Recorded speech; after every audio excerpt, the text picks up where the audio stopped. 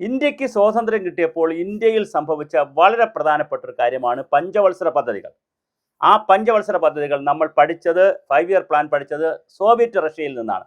Soviet റഷ്യയുടെ വളർച്ച കണ്ട് അസൂയാവഹമായ വളർച്ചയുടെ ഒരു കാലഘട്ടമായിരുന്നു. പിന്നെ സോവിയറ്റ് റഷ്യ ഇല്ലാതായി എന്നുള്ളത് മറ്റൊരു കാര്യം. പല കഷ്ണങ്ങളായി യുക്രൈനും റഷ്യ എന്നൊക്കെ പറഞ്ഞ് പല പീസായി മാറി എന്നുള്ളത് വേറൊരു കാര്യം. പക്ഷേ അന്നത്തെ സോഷ്യലിസം എന്ന് പറയുന്നത്, അല്ലെങ്കിൽ സോവിയറ്റ് റഷ്യ എന്ന് പറയുന്നത്, എല്ലാവരും ഇന്ത്യയിലെ കമ്മ്യൂണിസ്റ്റുകാരും നെഹ്റുവും പറയുമായിരുന്നു, നോക്കൂ സോവിയറ്റ് യൂണിയനിലേക്ക് നോക്കൂ എന്ന് പറഞ്ഞ്. ലോകത്തിലെ മുഴുവൻ രാജ്യങ്ങളിലും നമ്മൾ കൈനീട്ടി സ്വാതന്ത്ര്യം കിട്ടിയപ്പോൾ ഞങ്ങൾക്ക് സഹായിക്കണം. അമേരിക്ക ഈ ഇംഗ്ലണ്ടും കൂടി എല്ലാ രാജ്യങ്ങളും, UK കൂടി എല്ലാ രാജ്യങ്ങളോടും പറഞ്ഞു അവന്മാരെ സഹായിക്കുക, അവന്മാർ പട്ടിണിയിലെ പൊട്ടന്മാരാണ്, ദരിദ്രന്മാരാണ് അവന്മാരെ. അതേസമയം നമ്മളെ കൈയയച്ച് സഹായിച്ച ശാസ്ത്ര സാങ്കേതിക വിദ്യയിൽ ഒരുപാട് കാര്യങ്ങളിൽ കൈയയച്ച് സഹായിച്ചത് സോവിയറ്റ് യൂണിയനാണ്. അങ്ങനെ സോവിയറ്റ് യൂണിയനുമായി നമ്മൾ ഭായി ബന്ധമാണ് ഉണ്ടായിരുന്നത്. ചൈനയുമായിട്ട് മറ്റൊരു തരത്തിലുള്ള ബന്ധമാണ്.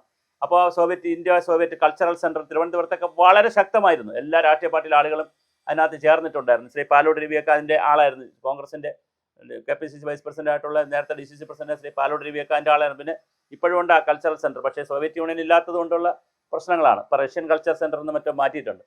മറ്റേ സോവിയറ്റ് യൂണിയൻ്റെ തന്നെ കൾച്ചർ സെന്റർ എന്നുള്ള നിലയിലാണ് ഇത് പ്രവർത്തിച്ചിരുന്നത്. ലോകത്താകെ കമ്മ്യൂണിസത്തിൻ്റെ പുസ്തകങ്ങൾ പ്രിന്റ് ചെയ്ത് കൊടുക്കുക, ആശയങ്ങൾ കൊടുക്കുക, സെമിനാർ നടത്തുക, ലോക നേതാക്കളെ മുഴുവൻ സ്വാധീനിച്ച ഒരു സംവിധാനമാണ് സോഷ്യലിസം എന്ന് പറയുന്ന കൺസെപ്റ്റ്. അപ്പം നെഹ്റു ഇതിൽ ആകർഷണാവുകയും നെഹ്റുവൻ സോഷ്യലിസം എന്ന് പറയുന്ന ഒരു കൺസെപ്റ്റ് തന്നെ ഇന്ത്യയിൽ ഇൻട്രൊഡ്യൂസ് ചെയ്യുകയൊക്കെ ചെയ്തു.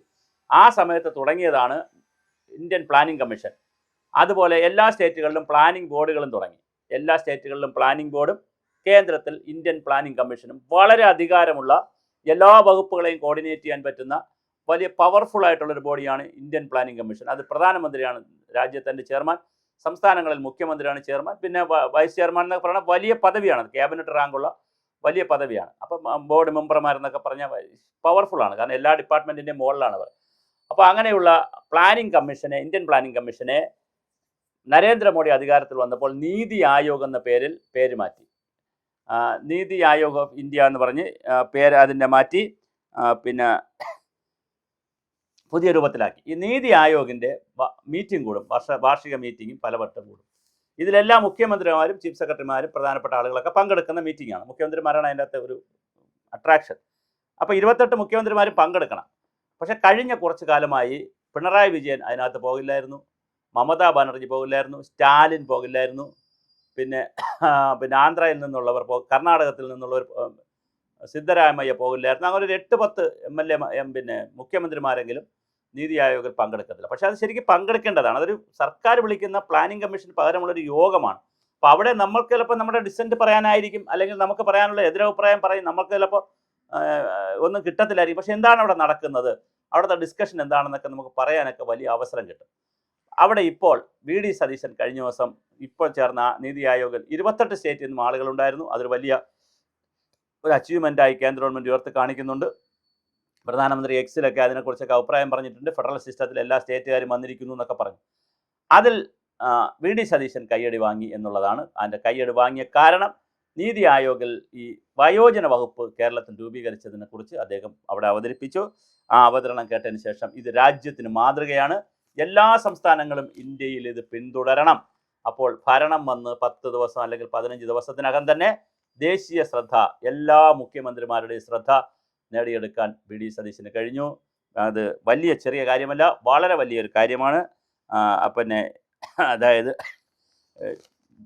നമ്മുടെ യോഗത്തിൽ സംസാരിച്ച മുഖ്യമന്ത്രി VD സതീശൻ കേരളത്തിലെ പുതിയ സർക്കാർ നടപ്പിലാക്കാൻ പോകുന്ന പരിഷ്കാരങ്ങളെക്കുറിച്ച് വിശദീകരിക്കവേ വയോജന വകുപ്പുകൾക്കായി രൂപീകരിച്ച വകുപ്പിൻ്റെ കാര്യം സൂചിപ്പിച്ചു. പിന്നാലെയാണ് നരേന്ദ്രമോദി സംസാരിച്ചത്. 47-ലെ വികസിത ഇന്ത്യക്കുള്ള മാനുഷിക സമഗ്ര വികസനം എന്ന ആശയവുമായി ബന്ധപ്പെട്ട് കേരളത്തിലെ തുറമുഖ വികസനം, MSME മേഖലയിലെ വെല്ലുവിളികൾ, സാധ്യത തുടങ്ങിയവയും VD സതീശൻ വിശദീകരിച്ചു. അപ്പോൾ വിശദീകരിച്ച ഒരുപാട് കാര്യങ്ങൾ VD സതീശൻ അവതരിപ്പിച്ചു. സംസ്ഥാനം നേരിടുന്ന സാമ്പത്തിക പ്രതിസന്ധിയും ചൂണ്ടിക്കാണിക്കുന്നു. ഇപ്പോൾ ഇതിനുള്ള ബദൽ സഹായമൊക്കെ വേണമെന്ന് അഭ്യർത്ഥിച്ചിരുന്നു. ഇതിന് ശേഷമാണ് മുഖ്യമന്ത്രി ഇത്രയും അവതരിപ്പിച്ചതിന് ശേഷമാണ് പ്രധാനമന്ത്രി സംസാരിച്ചത്. അപ്പോൾ പ്രധാനമന്ത്രി നീതി ആയോഗിൻ്റെ യോഗത്തിൽ വെച്ച് തന്നെ എല്ലാ സ്റ്റേറ്റുകളും ഇത് കണ്ടുപഠിക്കേണ്ടുന്ന പുതിയൊരു പ്രോജക്റ്റാണ്, പുതിയ ഡിപ്പാർട്ട്മെൻറ്റാണ് വയോജന ക്ഷേമ വകുപ്പ്. തീർച്ചയായിട്ടും ലോകമാകെ ഇപ്പോൾ വികസനത്തിലല്ല കൂടുതൽ കോൺസെൻട്രേറ്റ് ചെയ്യുന്നത്. വികസിത ഭാരതം, വികസിത കേരളം എന്നൊക്കെ പറയുന്നുണ്ടെങ്കിലും വികസനത്തിലല്ല കൂടുതൽ കോൺസെൻട്രേറ്റ് ചെയ്യുന്നത്, ക്ഷേമത്തിലും ആനന്ദത്തിലും സന്തോഷത്തിലുമാണ്. ഹാപ്പിനെസ് ഇൻഡെക്സ് ഒക്കെയാണ് ലോകത്തെ നയിക്കുന്നത്. അതുകൊണ്ട് വികസിത കേരളം എന്നൊക്കെ പറയുന്നതിനകത്തൊന്നും ഒരു കഥയുമില്ല. വികസിത ഭാരതം എന്നൊക്കെ പറയുന്നത് വേറൊരു കൺസെപ്റ്റാണ്. പക്ഷേ ഒരു ആനന്ദ ഭാരതം, ആനന്ദ കേരളം അല്ലെങ്കിൽ ഹാപ്പിനെസ് ഇന്ത്യ, ഹാപ്പിനെസ് കേരള ഒക്കെയാണ് വേണ്ടത്. അതിൻ്റെ ഹാപ്പിനെസ് ഇൻഡെക്സ് ഒക്കെ നമ്മൾ ഉണ്ടാക്കണം. അപ്പോൾ അതിൽ വളരെ പ്രധാനപ്പെട്ട ഒരു കാര്യമാണ് നീതി ആയോഗ് യോഗത്തിൽ വി.ഡി. സതീശൻ അവതരിപ്പിച്ചത്. എന്തായാലും കയ്യടി നേടിയിട്ടുണ്ട്. അത് പ്രധാനമന്ത്രിയുടെ തന്നെ ഒരു സൈറ്റേഷൻ അതിനകത്ത് വന്നു കഴിഞ്ഞു. അപ്പോൾ ദേശീയ തലത്തിൽ ഇത് ശ്രദ്ധിക്കപ്പെടും. അതിനനുസരിച്ചുള്ള തുകയും ഒക്കെ വാങ്ങിയെടുക്കാനും നല്ല പ്രപ്പോസലുകൾ തയ്യാറാക്കി തുക വാങ്ങിയെടുക്കാൻ കേരളത്തിന് കഴിയട്ടെ. അപ്പോൾ എന്തായാലും വളരെ വലിയ ഗുണകരമായ കാര്യങ്ങളാണ് നടക്കുന്നത്. അക്കൂട്ടത്തിൽ തന്നെ നരേന്ദ്രമോദി പറഞ്ഞു 70 കോടി യുവാക്കളെ പ്രയോജനപ്പെടുത്തണം. Man power is the major social capital of a democratic and development of the democratic country and the pillar of the development എന്നുള്ളത്. അപ്പോൾ ആ വികസനത്തിൻ്റെ ആണിക്കല്ലും ജനാധിപത്യത്തിൻ്റെ അടിത്തറയുമാണ് യുവാക്കൾ ഓർ മാനവ വിഭവശേഷി. ജനങ്ങൾ കൂടിപ്പോയോ എന്ന് കരയുകയല്ല ചെയ്യേണ്ടത്. അവരെ വളരെ ക്രിയേറ്റീവായി സോഷ്യൽ റിഫോം പ്രോസസ്സിലേക്ക് സോഷ്യൽ ക്യാപിറ്റൽ എന്നുള്ള നിലയിൽ അവരെ പ്രയോജനപ്പെടുത്തുകയാണ് ചെയ്യേണ്ടത്. എല്ലാവരെയും ആ രീതിയിൽ പ്രയോജനപ്പെടുത്തുന്ന പദ്ധതികൾ ഉണ്ടാക്കിയെടുക്കുക എന്നുള്ളതാണ് പറയാം. അപ്പോൾ സോഷ്യൽ ക്യാപിറ്റൽ മൊബിലൈസേഷനാണ് ശരിക്കും ഈ രാജ്യത്ത് നടക്കേണ്ടത്. Human capital, social capital in the sense human resource ക്യാപിറ്റലാണ്. അപ്പോൾ അത് 70 കോടിയോളം വരുന്ന ആളുകളെ അത് പ്രയോജനപ്പെടുത്തണമെന്നാണ് 11ാമത്തെ ഗവേണിംഗ് ബോഡി യോഗത്തിൽ അധ്യക്ഷത വഹിച്ചുകൊണ്ട് പ്രധാനമന്ത്രി പറഞ്ഞത്. 28 മുഖ്യമന്ത്രിമാർ യോഗത്തിൽ പങ്കെടുത്തു. നീതി ആയോഗിൻ്റെ ചരിത്രത്തിൽ ആദ്യമായാണ് ഭരണത്തിൽ 12 വർഷം പൂർത്തിയാക്കിയ പ്രധാനമന്ത്രി മുഖ്യമന്ത്രിയെ അഭിനന്ദിച്ചു. ആദ്യമായാണ് എല്ലാ മുഖ്യമന്ത്രിമാരും പങ്കെടുക്കുന്ന ഒരു യോഗം നടക്കും. മയക്കുമരുന്ന് ദുരുപയോഗം, സൈബർ തട്ടിപ്പ് തുടങ്ങിയവ സാമൂഹ്യ വെല്ലുവിളി നേരിടാൻ പ്രതിരോധ ബോധവൽക്കരണ നടപടികൾ കൈക്കൊള്ളണമെന്നും പ്രധാനമന്ത്രി പറഞ്ഞു. അപ്പോൾ ഓപ്പറേഷൻ തൂഫാനും ഡൽഹിയിൽ ശ്രദ്ധിക്കുന്നുണ്ട് എന്നുള്ള കാര്യമാണ്. അപ്പോൾ കേരളത്തിൽ നടപ്പിലാക്കിയ 2 പദ്ധതികൾ നാഷണൽ അറ്റൻഷൻ കിട്ടിയിട്ടുണ്ട്, ദേശീയ ശ്രദ്ധ പിടിച്ചിട്ടുണ്ട്. ഒന്ന് വയോജന വകുപ്പും 2 ലഹരിക്കെതിരെയുള്ള നമ്മുടെ കുരിശ് യുദ്ധവും.